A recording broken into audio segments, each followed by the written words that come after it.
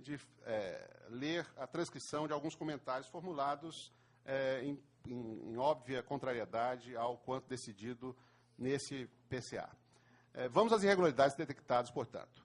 A. Insistência na avaliação subjetiva dos candidatos. A matéria tem posicionamento conhecido do CNJ, resumido na fórmula do artigo 4º da Resolução 6 do CNJ, que, dando concretude genérica ao disposto no novo texto do artigo 93, 2, a linha C da Constituição, estabelece que os tribunais hão de disciplinar as promoções por merecimento com a premissa de valoração objetiva de desempenho, produtividade e presteza no exercício da jurisdição, inciso 1º, e da atenção à frequência e aproveitamento de cursos de aperfeiçoamento ou especialização de magistrados com a respectiva gradação, inciso 2º. A jurisprudência deste Conselho é farta, e cito aqui alguns precedentes. Cabe retocar uma informação jurisprudencial trazida nos votos escritos e que impressiona à primeira vista pela autoridade do magistrado lembrado. Refiro-me ao voto do ministro César Peluso, no mandado de segurança 26/2064, onde Sua Excelência defende, sim, o caráter discricionário e não objetivo das promoções por merecimento. De fato, o referido ministro assim votou, mas não informou o ilustre desembargador votante que tal posicionamento compusera a minoria no Supremo Tribunal Federal, juntamente com os ministros Joaquim Barbosa, Celso de Mello e Ellen Grace. O relator do caso foi o ministro Marco Aurélio, derrotado apenas quanto ao aspecto da incompetência normativa dos Conselhos Nacional de Justiça e Nacional do Ministério Público. Em seus pronunciamentos, reforçaram explicitamente o critério objetivo das promoções os ministros Ricardo Lewandowski e Carlos Aires. Cito aqui algumas frases do ministro Carlos Aires. A Constituição sempre se louva em critérios objetivos. O critério objetivo rima toante e consoantemente com a Constituição Federal. O critério subjetivo é concentracionário de poder, assinalou o constitucionalista sergipano.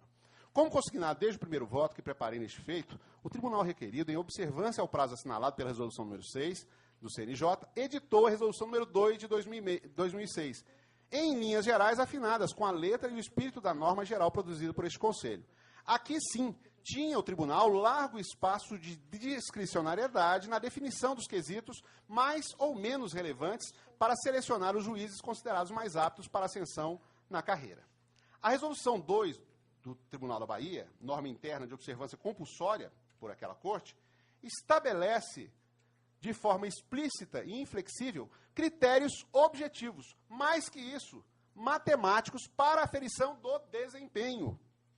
Pelo que prescreve expressamente, insisto, o artigo 6º, o desempenho, aqui tantas vezes mencionado como algo não tão objetivo assim, é aferível pelo máximo de 220 pontos, desdobrados nos seguintes subquesitos: qualidade das sentenças, 60 pontos, pontualidade do juiz, 60 pontos, conduta do juiz, 50 pontos, urbanidade do juiz, 50 pontos, residência na comarca de atuação, 40 pontos, e produção intelectual, 40 pontos. Logo, são juridicamente insustentáveis os múltiplos votos que, divorciados da aferição numérica, lançada definitivamente pela Comissão de Avaliação e Desempenho Funcional dos Juízes, defenderam a artificial distinção do desempenho sob os pontos de vista da qualidade das decisões prolatadas pelos candidatos preferidos, além da conduta e da urbanidade.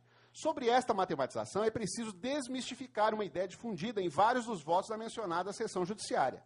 Não é razoável supor que tal método de aferição de desempenho confira ao computador ou a uma calculadora a primazia do poder de promover o magistrado, dispensando a presença humana dos julgadores. Ora, em primeiro lugar, os dados numéricos não brotam do nada. Resultam de uma história humana de esforço e, não raramente, de sacrifícios dos juízes, que, dentre outras preocupações funcionais e sociais, dedicam-se incansavelmente às suas tarefas no afã de ter, no momento de aspirar uma promoção, o reconhecimento do tribunal. História humana levantada e analisada por outros seres humanos e não por máquinas. Como com grande singeleza e sabedoria consignou o desembargador Jerônimo Santos naquela sessão, esses números não são números, eles sintetizam um trabalho, um esforço, um empenho. Em segundo lugar, como bem consignado pelo desembargador Rubem Dário, os elementos consideráveis como fundamentos juridicamente relevantes hão de ser excepcionais, como a notoriedade do trabalho desenvolvido em comarca de difícil acesso ao provimento. É preciso ter presente que notoriedade não é um termo vazio, mas indicativo de uma realidade conhecida por todos efetivamente. Ou a necessidade de profissional especializado. Imagine-se um juizado especializado em relações de consumo, onde um único candidato prova intensa preparação para os litígios delas decorrentes. E, completo eu, hão de figurar nos documentos informativos os julgadores, não sendo razoável admitir a invocação de dados extraídos fora dali, e hão de ser elementos singulares, isto é, hão de ser razões objetivamente ausentes em relação aos demais candidatos, em geral. Ora, se a expressão numérica revela identidade em tais parâmetros, a adjetivação e os elogios não são suficientes para alterar a realidade espelhada nos relatórios individuais. Em vários votos da relatora, desponta a observação de que não existe queixa de advogado ou que o candidato preferido não tem nenhuma sindicância ou procedimento disciplinar. Em todos os votos escritos da relatora, que procuravam distinguir os candidatos preferidos, assinalaram-se as altas qualidades das decisões proferidas e da preparação jurídica. Ora, como realçado no relatório introdutório deste voto, cuidaram os peticionários preteridos de trazer aos autos prova inequívoca de inexistência, desde o tempo do primeiro julgamento, de sindicância ou processo disciplinar em curso contra eles. E no tocante à qualidade das decisões e presteza da jurisdição, a pontuação atribuída pela Comissão de Avaliação e Desempenho Funcional, que é composta de desembargadores, é bom que se diga isso, é homogênea, pontuação máxima para todos os candidatos que trouxeram cópias de sentenças. Um resumo de algumas das diversas acusações fugitivas dos critérios objetivos e das provas contidas nos autos de habilitação dos candidatos faz-se útil neste ponto.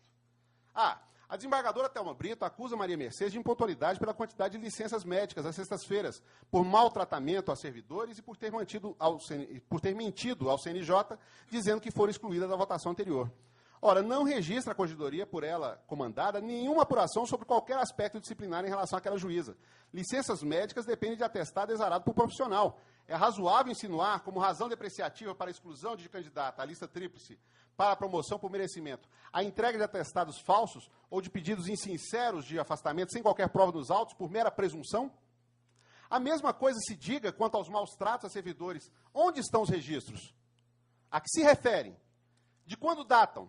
Que providências tomou a corregedoria a respeito? A ausência de qualquer investigação solapa a legitimidade do argumento. B.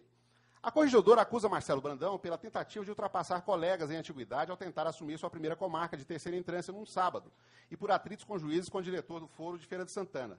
Igualmente, há um vácuo de informações de sindicâncias ou processos disciplinares contra o candidato. Invocar fatos ausentes dos autos é lançar ao lixo todo o esforço de transparência e respeito ao contraditório que exala do árduo trabalho da Comissão de Avaliação e Desempenho Funcional de Juízes. É esvaziar a força normativa da salutar inovação objetivante patrocinada pela Emenda Constitucional 45, de que é fiador este Conselho. E tal postura resvala para uma caminhada, obviamente, à margem do quanto decidido nestes autos, tanto no mérito, voto 107, quanto no primeiro pedido de providências, decisão 202. Aqui, soa oportuno um comentário esclarecedor, quiçá uma interpretação autêntica. Mais de uma vez, o tribunal e alguns juízes afetados pela decisão acauteladora cobraram coerência deste relator como autor do voto embasador do julgamento do PCA 477, envolvendo o Tribunal de Roraima, onde se afirmou a possibilidade de exame da qualidade das sentenças, dando a entender que os desembargadores formadores da maioria reiterada, que preteriu os peticionários, adotaram a mesma postura.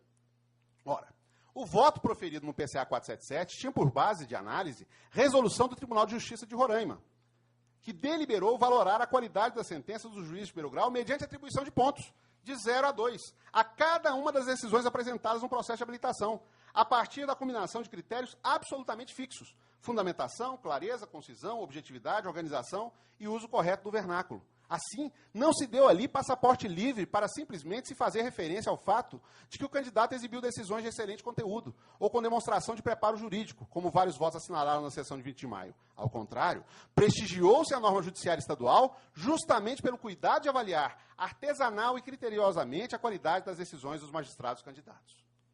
Como os relatórios individuais de avaliação não demonstram deficiência qualitativa nas decisões dos candidatos preteridos, a invocação genérica de ótimo nível das decisões de outros concorrentes não pode ser aceita como elemento distintivo idôneo. Tampouco a ideia, transpirada em várias manifestações, de que os critérios objetivos de aferição de desempenho sejam secundários. B. Frequência e aproveitamento de cursos.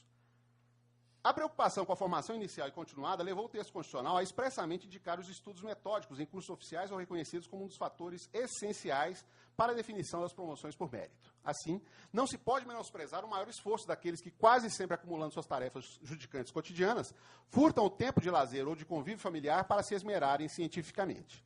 Logo, os respectivos pontos não devem ser desprezados. Nunca é demais enfatizar que os cursos presenciais estão cada vez mais disseminados nas cidades brasileiras, além das modernas ferramentas tecnológicas que propiciam